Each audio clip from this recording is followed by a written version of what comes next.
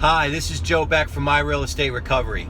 It's a little after 7 o'clock in the morning. I'm up early on the road on my way to check out some things in the field. So for those of you that think that real estate investors have this easy life where they sleep in till noon and do a little bit of work on their computer, and yeah, it's not quite like that. It's not like what these people on the internet want to make you believe as it relates to running their real estate business, where they're sitting there with their feet up in front of the pool checking out things on the computer. That there's some things you can do that way, but there's other parts of this business you just cannot substitute getting out into the field and doing what's necessary to move your business forward. So last night I got a call from a coaching client, and this client called me up. He was all excited. He called me up saying, "Joe, I have this great deal. I really want to go over it with you."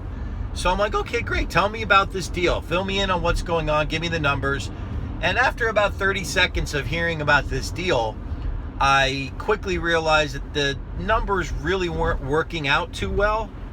And I didn't want to steal his motivation or certainly kind of downplay it for him. But I did want to quickly give to him my take on this deal. So this is a really good example of what a lot of newer investors run into from time to time, and that is overcoming the will to get into any deal. One of the things that's just a reality to real estate investing is people want to change their life so badly. They want to make money, do something in real estate, just feel some movement to get that energy from it, that sometimes they almost will themselves into doing a transaction. And that does not necessarily mean that that transaction is good for them.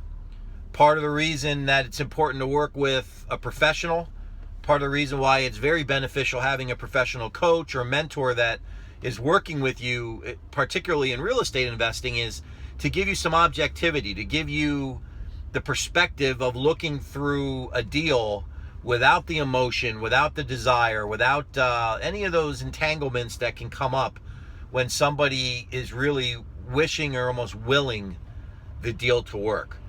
So to make a long story short, in my conversation with this coaching client, I just pointed out to him some of the different things that he was doing as it related to looking at the deal. And I kind of said to him, look, perhaps we need to be a little bit more conservative in this area and that area. And after about 5 minutes of going back and forth with it, he came to the conclusion himself that, well, maybe this isn't quite as good of a deal as I thought it was.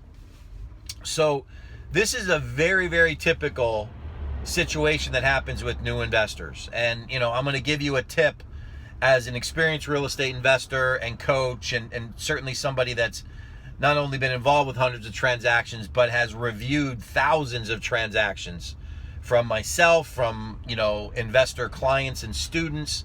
I've seen a lot. It's important that you remember this as a real estate investor. It's absolutely true. It's one of those absolute truths that you need to keep in mind. Jot it down if you need to, have it in front of you. Just don't forget this very next phrase. And that phrase is this: it is better to do no deal than to do the wrong deal. And what I mean by that is this: it's better to go out and do nothing and not get into a deal that could potentially cost you time, money, and even worse, zap your motivation and change your focus on wanting to do real estate. I've coached a lot of clients, I've worked with a lot of people, and I've seen people do good deals, and I've seen people talk themselves into doing not so good deals. So it's very important as an investor, particularly as a newer investor, to make sure that the deals that you do will move you forward, that they're not that complicated, that they're things that will be able to get you money on a quicker basis, more of a quick turn approach to your business.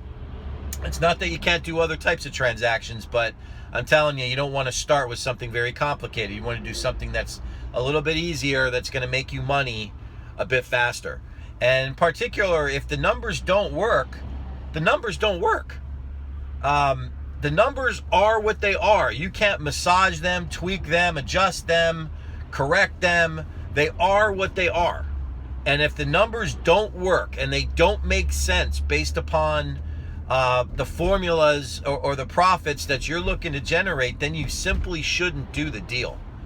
And please keep that in mind. So I'm going to say it again. I'm going to repeat it. It's very important for investors, particularly newer investors. It is better to do no deal than to do the wrong deal.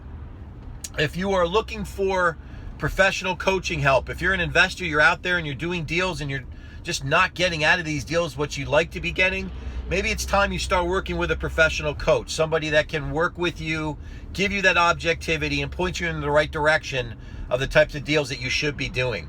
Take a look at our company, My Real Estate Recovery, at our website, www.myrerecovery.com. This is Joe Beck from My Real Estate Recovery. Have a great day.